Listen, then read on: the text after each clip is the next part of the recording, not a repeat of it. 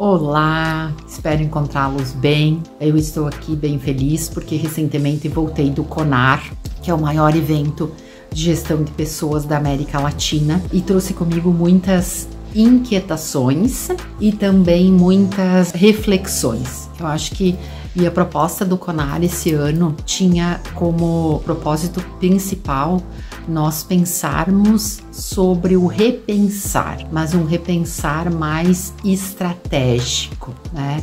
Não só pelo simples fato de pensar diferente do que você vem pensando ou tomar ações diferentes do que você vem tomando, mas também num sentido mais amplo e mais estratégico, ou seja, que cause de fato impactos, que seja um repensar que causa impactos. Então eu já te adianto que eu vou estar aqui listando, fiz a minha colinha aqui dos assuntos principais dos 3 dias de CONAR. Nós vamos falar sobre vários assuntos, mas eu quero que tu fique comigo até o fim, porque tenho certeza que vai valer a pena a nossa conversa. E hoje, então, a conversa principal é gestão de pessoas e RH sob a ótica do CONAR 2023. Ok? Fica comigo e vamos lá. Então, o primeiro grande tema, assim, que me chamou a atenção sobre os desafios que a gestão de pessoas e especialmente o RH estão enfrentando e vão enfrentar cada vez mais são as questões sobre a saúde mental. Hoje nós somos brasileiros e está no Brasil o maior número de ansiosos do mundo.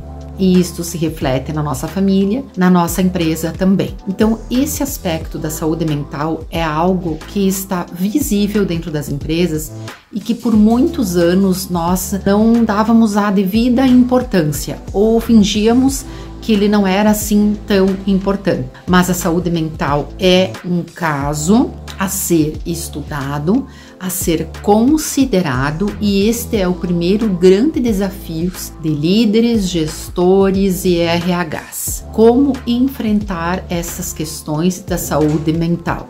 E com certeza não é fingindo que elas não existem. Então esse é o primeiro ponto e grande desafio. A segunda questão que me chama muito a atenção também, que me chamou muito a atenção, é a questão do trabalho híbrido. Então, que veio para ficar. Essa é a questão.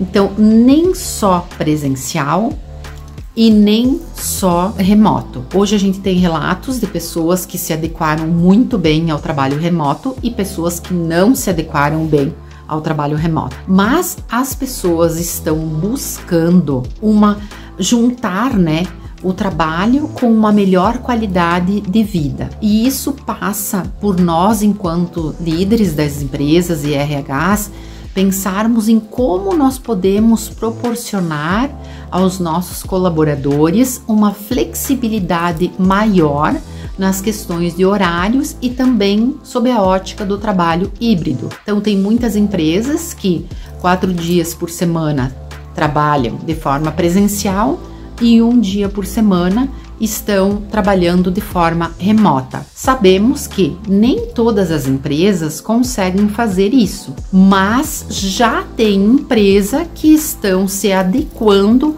a essa forma. E por tudo que eu vi, eu posso garantir que esta flexibilidade, ela já está se tornando algo diferente e bastante encantador para quem busca um trabalho. Ou seja, as pessoas estão começando a considerar se nesse tempo elas podem ter nesse tempo de trabalho, elas podem ter flexibilidade quanto a trabalhar remotamente 1 dia, 2 dias por semana. Então esse é o segundo aspecto. A outra questão que eu vi que ficou muito forte foi nós procurarmos ter um ambiente adequado para reter os talentos. Ou seja, se nós temos talentos na nossa empresa, nós precisamos fazer com que esses talentos permaneçam na empresa. Por quê?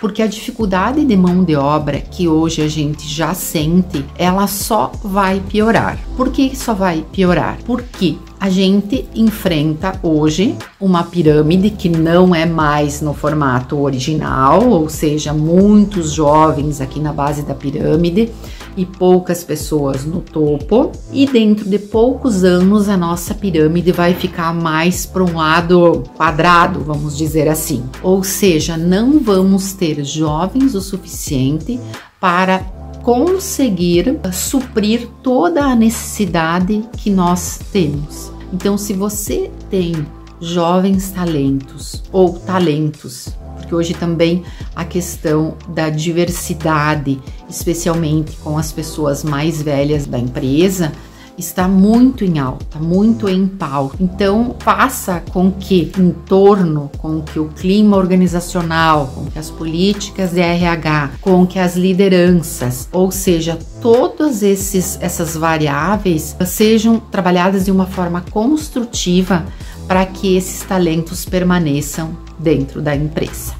Outra questão também muito falada e discutida: diversidade, inclusão e equidade.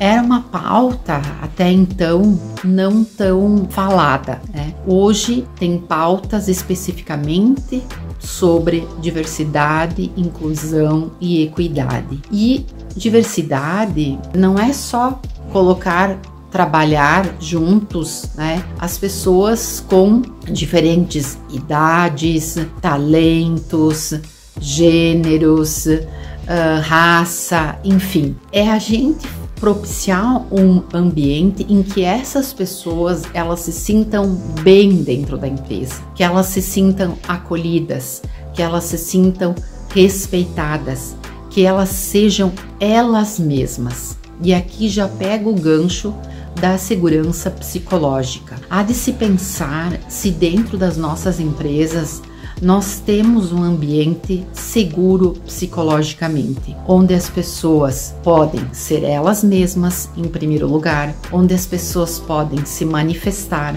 mesmo tendo pontos de vistas diferentes, onde as pessoas são respeitadas e onde elas sentem que a sua colaboração, que o seu talento, ele serve a algum propósito. Então, olhe para isto, olhe para estas questões. Isso não é só a responsabilidade do RH. Aliás, todas as coisas que aqui estou falando não são somente de responsabilidade do RH, são de responsabilidades da liderança da empresa, são de responsabilidade de todos os gestores e que são os grandes puxadores disso tudo. Também que me chamou bastante a atenção aqui, o papel do RH hoje. O RH hoje, ele precisa estar sentado junto com a direção, definindo as estratégias da empresa. Ou seja, não é só uma área que é chamada de vez em quando para que seja discutido treinamento, desenvolvimento, recrutamento, seleção. Não, o RH está junto à cadeira do CEO da empresa, definindo as estratégias. E aqui eu acredito que seja um pulo do gato, assim, que o RH tem que abrir as portas para além da gestão das pessoas. Hoje é muito importante que o RH ele olhe para toda a empresa, que ele conheça do negócio, que ele entenda como é que os processos ocorrem dentro da organização e não só se detenha a olhar para a gestão de pessoas em si, mas sim sob a ótica de todo o negócio. Também foi muito discutido e falado, como sugestão, o RH fazer marketing, né? Ou seja, o RH trabalhar o marketing dentro do RH. Até porque nós, sendo da área de RH, se pudermos olhar para as outras áreas e entender mais delas, especialmente do marketing, será muito valioso. Também pude notar que estão conversando e falando muito sobre automatize tudo que puder ser automatizado dentro do RH, para que de fato você tenha mais tempo RH para cuidar das pessoas, para cuidar da gestão da empresa também e usando de todas as ferramentas que puder para que elas sejam automatizadas. Então tá aí a inteligência artificial que pode nos ajudar. Hoje tem inteligência artificial inclusive para que se possa fazer avaliação de desempenho, mas também para mim ficou muito claro a questão de que, independente da ferramenta que a empresa for usar, e aqui é muito importante que, vale ressaltar, tem milhões de ferramentas por aí, mas ao invés de nos compararmos sobre a nossa ferramenta é muito rudimentar, perto daquelas novas que existem hoje, é usar a ferramenta da melhor forma. Se você faz avaliação de desempenho, qual é a dimensão disso? Mas a questão toda é o que eu faço com as avaliações de desempenho? O que o RH está fazendo com as avaliações de desempenho? Elas param na mesa do CEO? São tomadas decisões em cima das avaliações de desempenho? Quando falamos de pesquisa de clima organizacional, são tomadas decisões em cima desses dados? Estamos abarrotados de dados de todos os lados. Então, cabe aqui o conceito do simples. Pegue poucas ferramentas, pegue alguns dados, mas faça acontecer. Leia-os, observe-os e logo adiante. Qual é a decisão a ser tomada em cima destes dados? Se não fizermos nada com as avaliações de desempenho, com as pesquisas de clima, nem faça nada, né? O importante é que decisões sejam tomadas em cima das ações feitas, realizadas, e com certeza teve investimento disso. Então, se teve investimento, há de se fazer valer esse investimento, e sempre, com certeza, em prol das pessoas, em prol de melhorar o clima organizacional, em prol de ter um ambiente de segurança psicológica melhor, e assim fazer com que as pessoas se sintam mais atraídas em permanecer na nossa empresa. Também quero ressaltar aqui uma coisa que me chamou bastante atenção, todas, aliás, me chamaram bastante atenção, mas é sobre o número de carreiras que um profissional pode ter ao longo da sua vida. Se pegarmos alguém entrando no mercado de trabalho agora, a probabilidade é que essa pessoa ela tenha de 4 a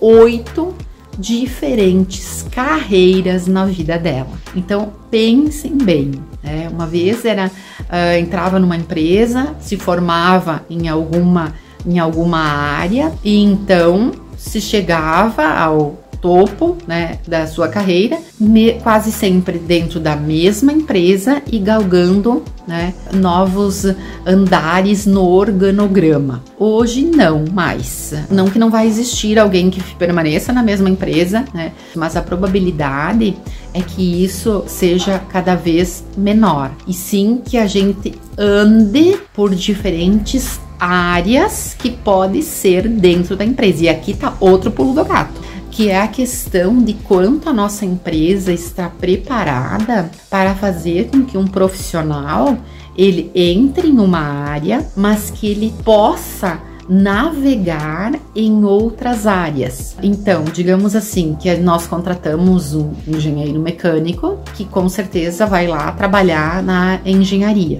mas é provável que esse engenheiro mecânico ele não só trabalhe na engenharia, ele possa ir para o marketing, ele possa ir para o vendas, ele possa ir para o RH. Então, múltiplas carreiras nos acompanham, vão nos acompanhar ao longo da nossa vida. E o RH, a gestão de pessoas, tem que estar preparada para isso, para que não ocorra uma saída da empresa por uma falta de oportunidade. Então, isso também está muito conectado com a questão de nós retermos os nossos talentos. Se esse profissional que começa em uma área se encanta ou vê potencial e gostaria de ir para outra área, que nós fiquemos atentos a isso, para que ele possa fazer essa transição de carreira dentro da nossa empresa e não fora dela. Isso foi uma coisa assim que achei bastante importante de compartilhar com vocês. Mais uma questão. O vídeo é um pouquinho longo, tá? Mas vale a pena. Vamos lá. Trabalhar a marca empreendedora da empresa. Hoje, com a dificuldade que nós temos de encontrar os talentos, é muito importante que a gente trabalhe a marca da nossa empresa para que esses profissionais sejam atraídos para ela. E isso é de se perguntar o quanto nós trabalhamos a nossa marca empregadora. Para mim ficou muito claro isso, que às vezes nós não trabalhamos o suficiente para que seja atraídos os melhores talentos. Mas para isso também há de se falar que o que a gente prega, a gente faz. Ou a gente faça. É dever nosso, se divulgamos propósito, se divulgamos direcionadores, se falamos sobre políticas internas, se falamos sobre cultura organizacional, que tudo isso seja verídico, ou seja, trabalhamos isso, expomos isso, e se dentro da empresa não ocorrer isso, nós trabalhamos então contra a nossa marca, né? A gente está indo contra ela e não potencializando a nossa marca. Cuidar muito com essa questão de como está a nossa marca, como ela é vista pelo mercado e como as coisas acontecem por aqui dentro, né? Que seja de uma forma organizada, que seja de uma forma ética, profissional e verdadeira. Isso acho que é o mais importante. Por fim, eu acredito muito que a gestão de pessoas, o RH, eles estão ganhando uma importância astronômica dentro do cenário organizacional. E nós, enquanto pessoas de desenvolvimento, pessoas de RH, pessoas de gestão, temos que mostrar a que viemos, mas mostrar a que viemos com atitude, com embasamento, com veracidade e procurando de uma forma assertiva nos posicionarmos. Porque se estamos ganhando espaços, também temos que contrabalancear com isso, né, para fazer jus a esse espaço que a gente está ganhando cada vez mais. E por fim, treinemos e treinemos as nossas pessoas. É muito melhor contratar pessoas com pouquíssimo conhecimento técnico e ensinar elas a ganhar esse conhecimento técnico e também olhar para as competências, né, socioemocionais, enfim, que estão muito mais em alta do que propriamente as competências técnicas. O importante é que a gente atraia bons talentos que muitas vezes não têm experiência alguma, mas que a gente possa treiná-los e que eles gostem de estar dentro da nossa empresa. Ninguém ficará nela se nós não tivermos ou propiciarmos um ambiente agradável e de crescimento. Por hoje era isso. Espero que tenham gostado deste um pouco mais longo vídeo, mas que achei que era necessário. E até o próximo Café com a Márcia. Até breve!